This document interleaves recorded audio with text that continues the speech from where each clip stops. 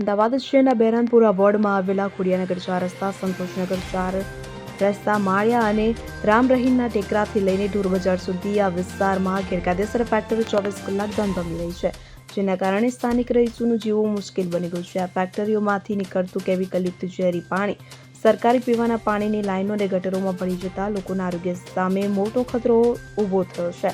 તેમજ તેમાંથી સતત નીકળતા કાળા ડિબાંગ ધુમાડાને લીધે વાતાવરણ ભારે પ્રદૂષિત થઈ ગયું છે.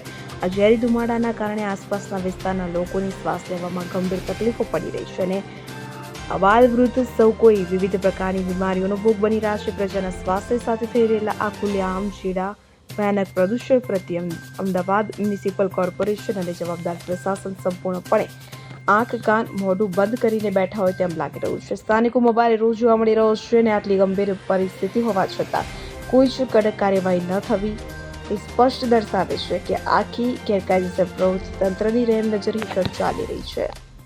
Bureau report CN24 news.